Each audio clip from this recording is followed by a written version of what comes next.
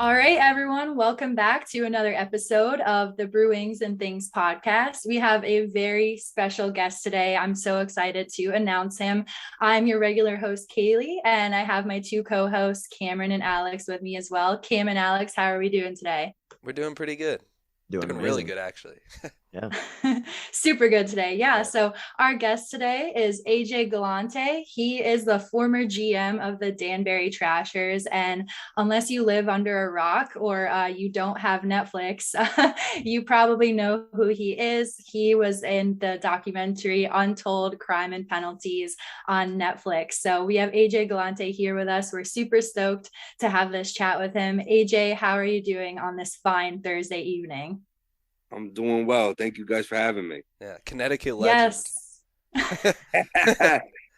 That's how I kind of somewhat Kaylee became on my radar when I saw her tweet pinned about explaining to people the different sides of Yeah. Connecticut. With people, it hit home when I saw that. So that's kind of how it all began. Yeah. That Yeah, I'm the exact same way with Kaylee. So it's a tough life we live, but we make it work. yeah. So, for those of you who don't know, Cameron and I are from Wallingford, Connecticut, and we have mixed sports teams. I'm a Bruins hockey fan, but I'm a New York Yankees and New York Yeah. Giants fan. Same with Cameron. So, people roast us all the time for that. But AJ knows that people from Connecticut, that is just how things are. So, you cannot hate on CT. We're struggling in between New York and Massachusetts. So, give us a break. Absolutely, that's right. So we're just going to dive into some questions here for AJ. So I will go first. I had to ask this because I am the biggest Drake fan ever. Die hard since day one. So I want to ask you, AJ, how did the Drake situation unfold? Like, did he reach out to you directly? Did he DM you on Instagram? Did his team DM you? Like, how did that go down to where he ended up getting a jersey and posting it on his Instagram? Yeah, it was like it's so funny because the documentary came out Tuesday, August 31st. And, we had a premiere here in Danbury and, it was nice and this and that. But, you know, you don't know with documentaries, especially hockey documentaries, you don't know how many people are actually going to watch it. To me, I'm like, how many people are really going to watch this thing? You know what I mean? That's kind of how I was feeling like leading up to this. And we had the premiere. And then the very next day, I noticed Drake's account started following me, I was like, super weird, and look, I'm 35 now. I mean, I know a little bit about tech and stuff, but I'm still learning. And it's funny, I know there's so many people that make fake accounts. It looks real. So I'm like, there's no way this is this guy, you know what I mean? And then I noticed he followed my gym, my boxing gym's Instagram page. And I was like, all right, that's really weird. So finally curiosity got the best of me. And I guess I shot my shot. I DM'd him and I said, hey, listen, man, thanks for the follow, AJ, and I figured that was the end of it. And, we ended up in a conversation and honestly, I didn't believe it was him. So we ended up like video chatting and, it was super weird. And, I it was like the day after it premiered. So I'm like, I guess people are gonna watch this, I guess. So it was like really so strange. And he was, we talked for about 10 minutes and he was telling me about his album coming out and he wanted a jersey. And you know, we don't have a team anymore. So I don't have just like jerseys hanging around. It's been over 15 years. So I'm like, damn, how am I gonna get this guy a jersey? And he's like, I need it in like a day or two. He was asking me for like names of jersey manufacturers. I'm like, I don't, I'm out the game. So I remembered, sometimes it's right in front of you. I remembered in my office at the gym, the first Trasher prototype jersey ever made. They made it with my number and my name. And I'm like, you know what? I broke the frame and I got it out of my office and I was able to get it to him when he needed it, and never expected him to post with it on or take pictures with it. It was just, I mean, that morning, like 1 a.m, 2 a.m, whenever he dropped the album, and my phone started like a Christmas tree just going off, and I was like, I thought something happened, like somebody passed away or something. And I'm like, my phone was going so crazy, I couldn't even operate it. It was so nuts. And I saw the pictures. I was like, this guy's nuts. I can't believe he did that. And I wish I would have had a little, like, I wish I would have known that's what he planned, because I would have tried to have jerseys ready to sell, because then everyone wanted one and I wasn't. I mean, I don't have them. So I wish I had some, I wish I was prepared for it. Let's just put it that way, because ever since then, it's been insanity. That is so crazy that you were wondering if anyone would watch, and the first guy to contact you about merch is Drake. Yeah. Like, I know, and that's when I was just like, okay, we might be in for a ride here. It was crazy. Kaylee's literally shaking mad right now because you got to talk to Drake. She's so mad at you. That's incredible. And I'm guessing that just made it snowball, and the rest is history, because you're so in demand for merch. Like, everything is sold out, correct?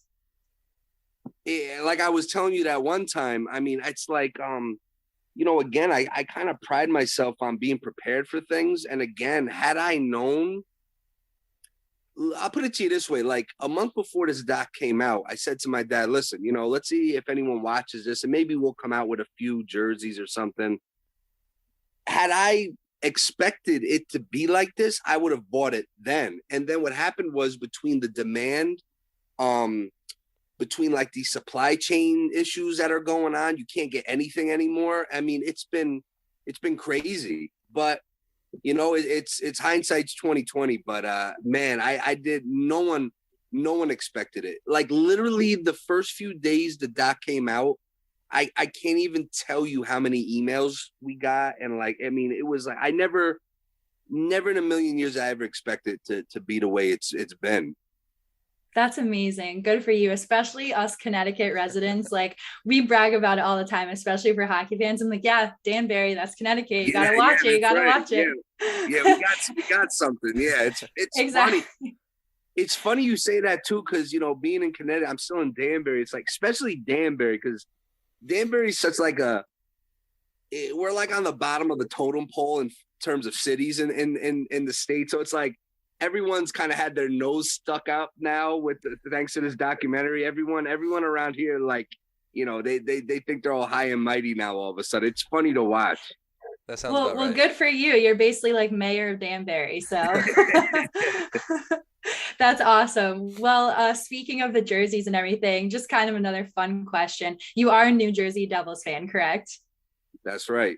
Gotcha. Yeah. So I was just curious, what do you think of those new alternate jerseys that they released this year? Are you a fan, like being a diehard Devils fan since day one? Well, let me put it to you like this. I don't hate them. When they first came out, like, I got the buddies at Spit and Chicklets. We talk, and I know they hated it. I don't hate it.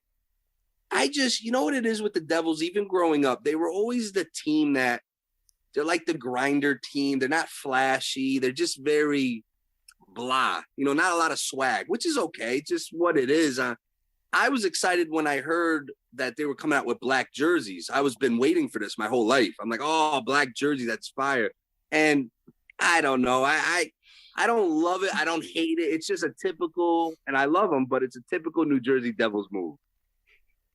Yeah, I think not horrible, not great, just meh, blah, just one of those things, and it actually makes a lot of sense. Yeah, a lot of Devils fans said that, but I actually think they look better on the players. When I saw them being worn, I was like, all right, like, they don't look as bad, because like, you could see a shirt online, but once you put it on, it looks a lot better. Yeah. So I was like, all right, but still definitely a flop. And apparently it took them like 3 years to come up with that design. So I know. And I heard that recently too, because someone asked me that, and I was just like, and someone said it took them a few years. I'm like, a few years. I was like, oh, that's tough. I mean, the guy who made the Trasher logo did that on a train from Danbury to Manhattan. So I'm like, if that took them 3 years to make that, that's kind of tough. They should have had you design it. Oh, man, I would love to. I wish, but, who knows? So on the topic of, fashion and stuff, one of the things that I noticed in the documentary when I was watching it a couple of different times was you had this this Danbury Trashers chain. It was all iced out. Do you still have that? Is that floating around somewhere? It's so funny. I got really close with the Netflix producers who made the doc. And, one of the things was when we negotiated doing this was, I've always I'm looking at them now as we speak. I have all our home videos, like the family home videos. And one of the stipulations was they wanted copies of all our home videos. So, there's a lot of archival footage and, when I'm, me with those glasses when I was little and stuff. And I knew when I saw the chain, I was like, oh, I knew they were going to do this to me. And it's so funny because I do still have it. And, after I saw it on the dock, I went upstairs. I still have it in this little case. And it was literally like dust and the case. I opened it and I started dying laughing. This is crazy that, I hadn't worn, I literally would wear that thing almost on a daily basis at that age. I literally you couldn't tell me anything. I was wearing that chain and it's pretty heavy. I'm getting old. I put it on. I'm like, this thing is heavy. And yeah, every once in a blue moon, the kids at the gym, they request me to bring it in and I'll bring it in, but it's just yes, I still have it. Maybe it'll pop up here and there just to be funny, but I can't believe I used to wear that. That was part of my daily wardrobe there. I mean, it almost kind of represents the identity of the Trashers in general, just the really in-your-face attitude that, nobody's going to say anything about it. And look, I feel like I know you guys got to be younger than me, but at the time, I try to explain to the young kids, especially at my gym, because I've been getting roasted by the young kids in my boxing gym. I try to explain to them that no matter what you may think, that was the style back then. When I was that, I try to, I've been getting roasted. I got 10-year-olds making fun of me at the gym and 12-year-olds. I'm like, listen, you don't understand. That's how we dress back then, whether you want to believe it or not. It's cringy, but it's true. I said, you guys wear everything too tight. We wear everything too big. That's just how it balanced out. My brother's 37, so I can absolutely attest for that. That's exactly how it was. Yeah, and the chains, that's just how it was. But the good old scrappy chain, it's up in the room now. So it's just funny. So many people ask me all the time. They're like, oh, you got to wear it more. I'm like, I'm not wearing this thing. I was like, there's no way. It's too heavy. So speaking of the differences between, now and then and the way that things operated, one of the things that I really liked about the documentary is in that you explained that you used a lot of the advanced analytics that you had back then to help kind of put the team together. So it was more than just watching tape and watching this and that. How do you see the differences between, looking at stats then versus stats now? How much was available back then for you to look at? Well, yeah, it's funny. The documentary, if you watch it, it's when I start talking about that part, the analytics, it's funny because it makes me look like I'm some sort of genius. But the reality was, I'll be honest with you, Alex, it really wasn't that complex. Really, look, I was 17, 18 years old. It was very simple. It was averages. I would look at the guy's last 5 years. If he was averaging 25 goals a year, I'd be like, okay, he could probably score, right? I wasn't that deep into it, I wasn't I did a lot of research. I actually, not so much statistics. I actually did a lot of research on where guys played and that style of league. And I did a lot of background checks almost, I guess, personalities.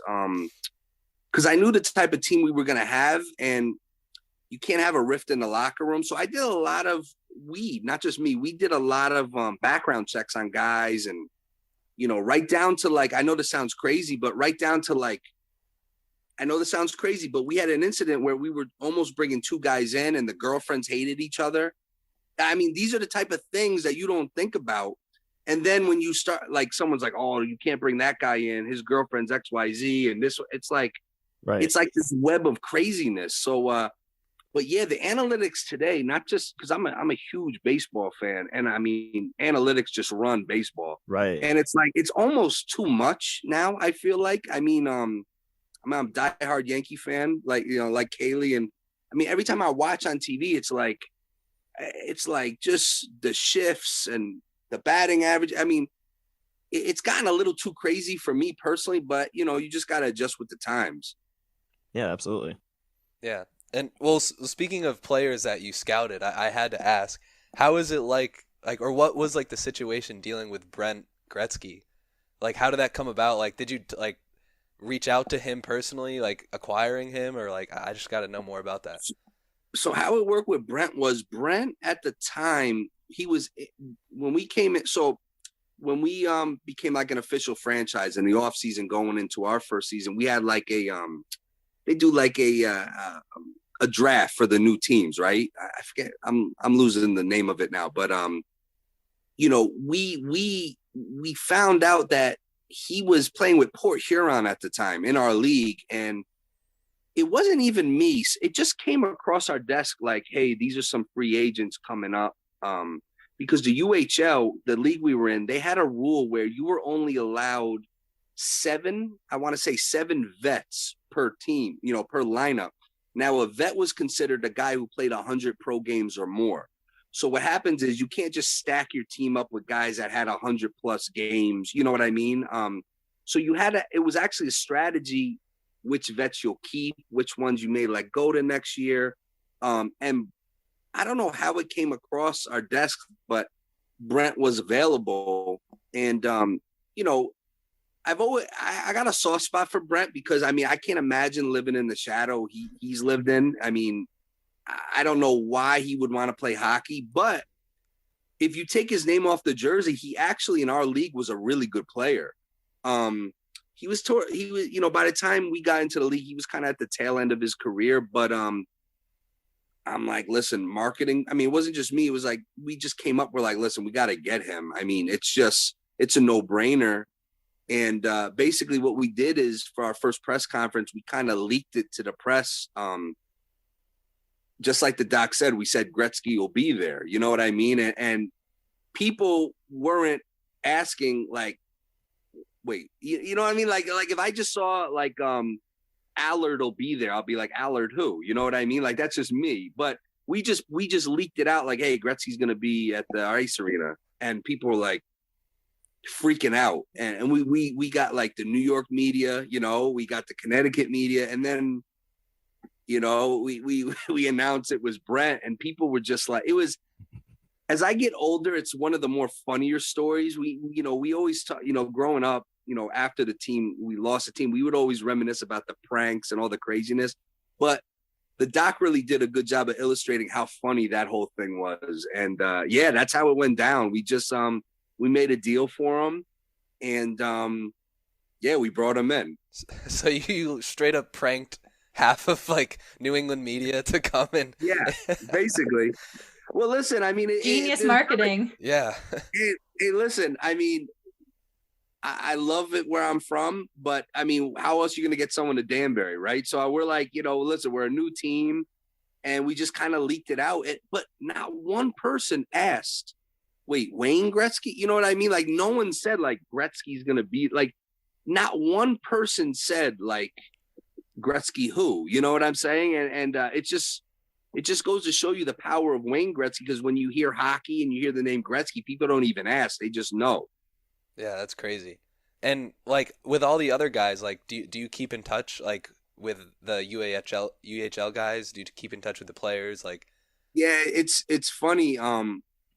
You know, through social media throughout the years, even before the doc, you know, I talked to Wingfield. I talked to Brad Wingfield earlier today, actually. And, you know, I always was close with him. Some of the other guys that weren't featured in the doc, obviously. But yeah, I mean, especially after the doc came out, it's just, I've been able to reconnect with so many of the guys, and it's cool. It's, they all have like this pride factor now. Like, even if they played one game with us, they like, it's such a cool thing to see, you know, because a lot of guys, they didn't make it any further than, you know, the UHL. So, you know, they probably for a decade and a half kind of, you know, some of them may not have had the career they were hoping for, but now it's like they got that badge that they played with the Trashers, and it's just unbelievable. that's awesome. That's so cool that you were able to like change their lives in that way, especially with the documentary. And I always laugh when I see Mike Rupp, because I'm like, oh, he's a Trashers legend. Like, yeah, well, I talked to Mike last week. Actually, we were talking about something we're trying to maybe do, and it's funny. He's like, AJ. He goes, I swear to God, everywhere I go, everybody just asks him, "Did you really get a duffel bag of cash and this and that and all this crazy?" And he's like, "Dude, he's like, that's all anyone talks to me about is the Trashers," and it's just so crazy. I never in a million years did I ever think it would be like this. So, it's a super humbling thing. I cracked up in the documentary where he's like, well, I won a Stanley Cup down the street with the New Jersey Devils, but yeah, I play for the Trashers. He says that all the time. It's a funny story. I was talking to him maybe a few weeks after it came out. It was still it was before the NHL season started. And, he goes to all his like alumni golf tournaments. He played with the Penguins, the Rangers, the Devils, and this and that. And, I thought the cool thing was when he told me when he went to the Penguins alumni golf tournament or game, whatever, Mario Lemieux actually said something to him. And he was like, this guy, he's very kind to me, but he doesn't say much to me all these years. And now all of a sudden he was coming up to me, talking to me about the documentary. And I'm just like, that's crazy, Wow. That's amazing. Wow. But I actually do have a question about that. So how did this documentary come to fruition? Like, did you reach out to Netflix? Did Netflix somehow get wind of the story and reach out to you? And they were like, we got to do a story on this. Like, who contacted who and how did it come about? So literally 3 years ago to the day yesterday is when I got an email from McLean Way, who was one of the directors, but also the producers of the whole Untold series, the 5 episodes. And it was literally 3 years ago yesterday. So 2018. And again, I wasn't taking it that serious. I'm just like, throughout the years, so many people want to do this, want to do that. And I kept ignoring him. I don't even know how he got my email, to be honest with you. He kept emailing me. He emailed my boxing. That's how he got me. He emailed my box. He must have Googled it. And he just kept bothering me about it. Just kept annoying me about it. And finally, I'm like, all right, I'll just call this guy, see what he's talking about. And he pitched it. He's like, listen, he goes, me and my brother are producing these 5 sports docs for Netflix. We have to have the Trashers in it. And I'm thinking, like, this got to be a joke, because he was like, we're doing Malice in the Palace, Caitlyn Jenner, Christy Martin, like all these big names. And then I'm like, the Danbury Trash. I'm like, you're out of your mind, man. And he's like, no, I'm telling you, we're going to kill it if you let us. Like, we want to do it. And I was like, I don't know. And then me and my father spoke about it, and we both kind of like, we don't really want to do it. But he wouldn't leave it. He wouldn't let it go. And we finally, we came to terms, and, that was it. And then I found out later on that originally, I don't think Netflix wanted our episode, because they didn't think it was going to be, which I don't blame them. They weren't too certain it was going to be. So not only did it take them all that time to get us to agree to it, then they had to get Netflix to agree. So, but yeah, they came to us, and we almost didn't do it. And it's crazy to think if we didn't. I mean, it's nuts. Yeah, like you said, everything happens for a reason. Yeah, hindsight is 2020, right? Yeah, I mean, it's crazy. Wow. So I just had to ask this question because you obviously love enforcers and you love the tough aspect of the NHL. So who do you think is the toughest, most badass NHL player of all time? Like, is there one enforcer you really idolize? Like, for me, being a Bruins fan, like the Milan Lucic and Sean Thornton, like PJ Stock, like those guys, like they are just the coolest to me. Like, so much fun watching fight. So I was curious if you had anyone who you idolized in that way. Well, when I started watching hockey, I mean, I'm a dinosaur now. It was the early 90s. So, I used to like the little guys, like a PJ Stock. I used to love Ty Domi because I hated him, but loved him at the same time. And I hated him because he wasn't on the Devils, really. And I always seemed to like, I was drawn to like the little guys, Wendell Clark. I used to like Bob Probert, big guys. And then, Yeah, like Milan Lucic, I love that guy. I mean, he would have been a trasher 1,000,000%. I mean, I love that guy. Matter of fact, he's on the list to go into our little fantasy bad boys club. That's an exclusive there. So that's my guy. Milan, I love that guy. Wow. But yeah, I mean, I always liked the little guys that were like little underdog, scrappy guys, and those were always the guys I was always drawn to. And like even Matthew Barnaby, people hated him, and I used to like that people hated him. And hey, I hate to say it, Sean Avery, guys like that you just hate. Look, your guy Brad Marchand, right? Like those are guys that people hate so much, but it's just because they're not on their team. And the minute that guy's on your team, you love him. You buy his jersey. You buy his home away and alternate jersey, 100%. That's hilarious. I was just going to ask you how you felt about Marchand from an outside non-Bruins fan perspective. I love him. You have to have a guy like that. We had a guy on the team. He wasn't in the documentary. We traded for him the second season. His name was Danny Stewart.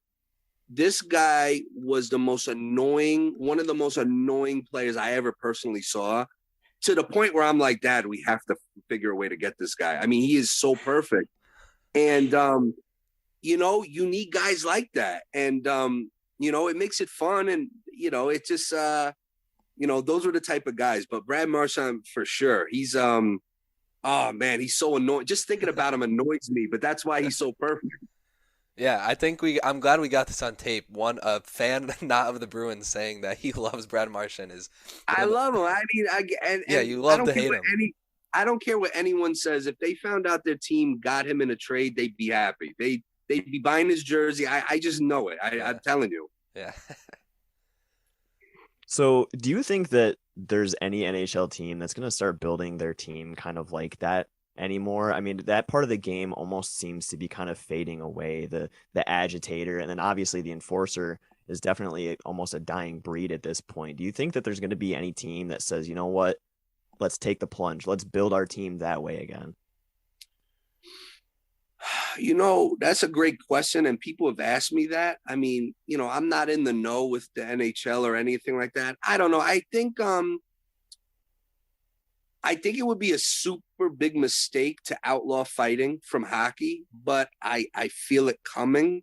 I hate to say it. I feel it coming, not anytime soon.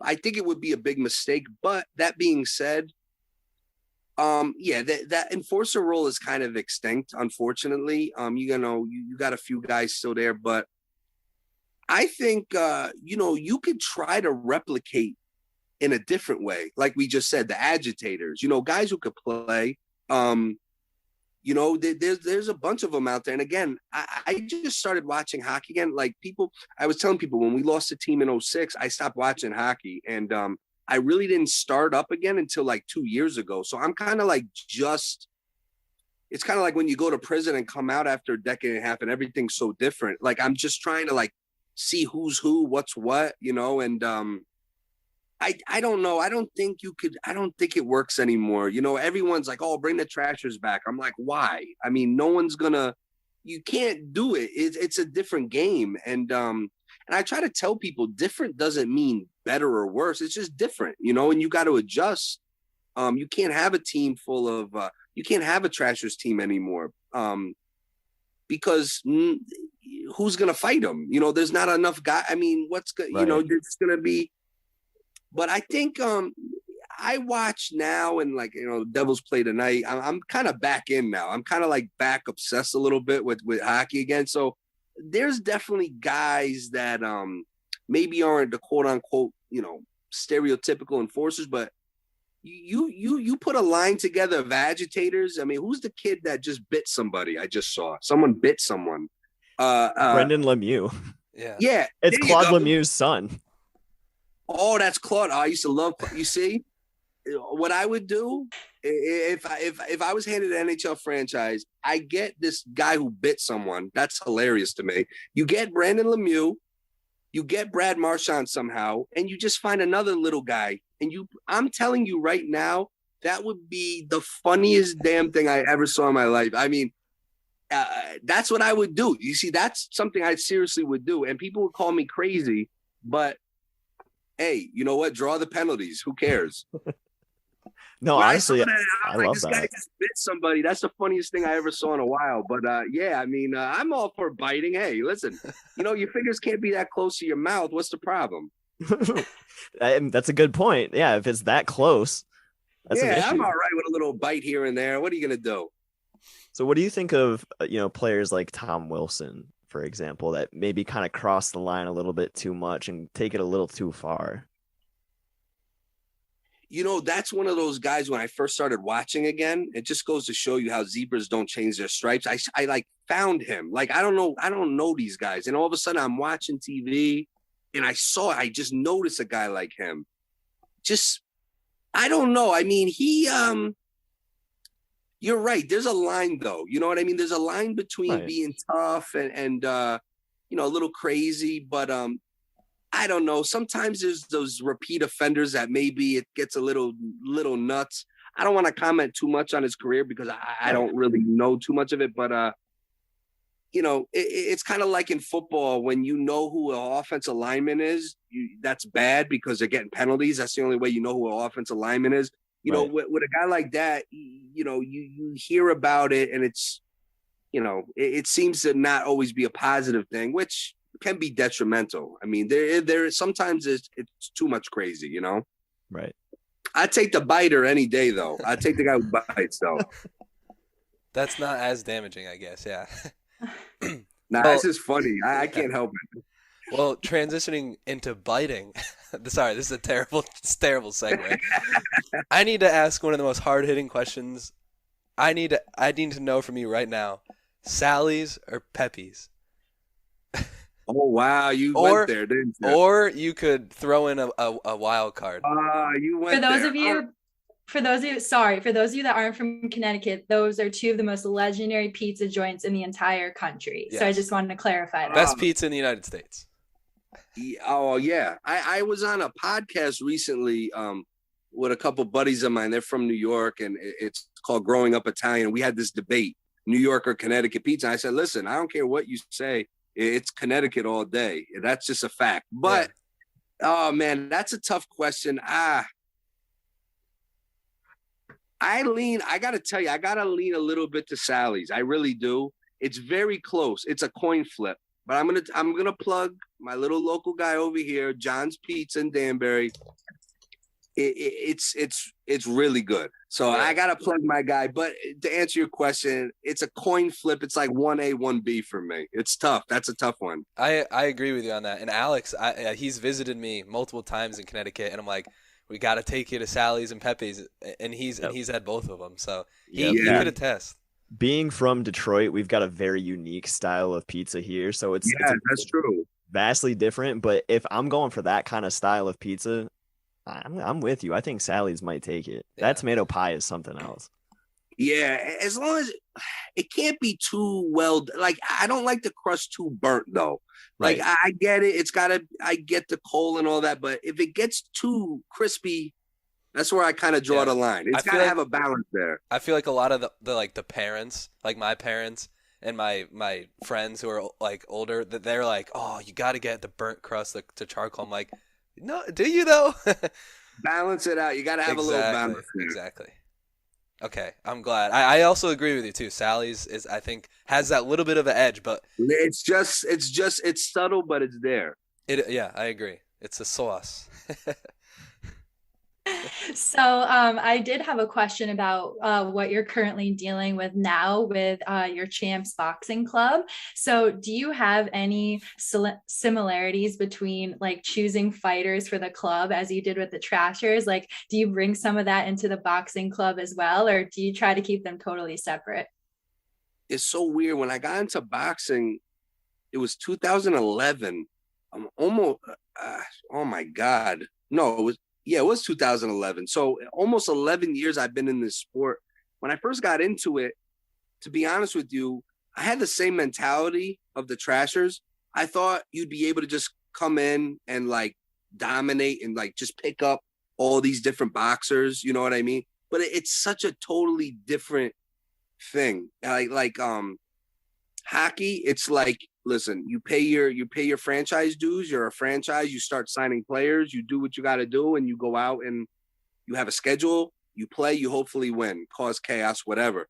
With boxing, it's like the Wild West. There's no schedule. There's it's very much a business. You know, it's like you got a network, you got a politic, it's crazy. It's totally different. But I do notice with our gym, when we started the gym in 2015, I did notice I was doing a lot, like little things that out of nowhere I'll be like, wow, that feels like the old Trashers. You know what I mean? Like just some of the team bonding stuff, or just little things, but it's just so completely different.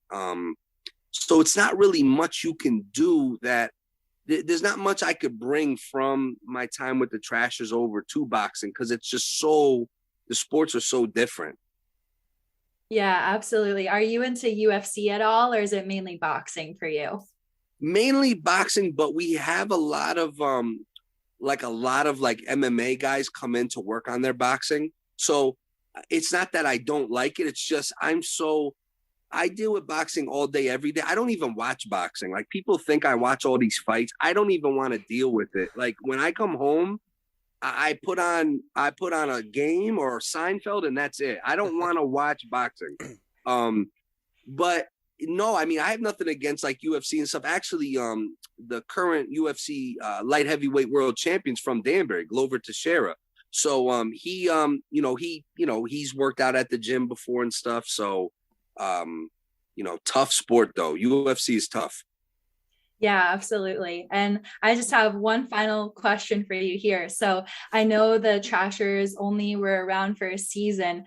Do you wish that you could have brought them back, whether it was, I know you said maybe not now, but do you wish you guys could have had more time, or do you feel like it's even more special because you were kind of one and done and that was it, and you left such a legacy, and it left people wanting more and wanting you back, and this led into this documentary? Because I mean, not saying that people wouldn't be interested after several seasons, but that one season I feel like made it so big and so special. So do you wish you could have done more with the Trashers, or are you happy with the way it ended?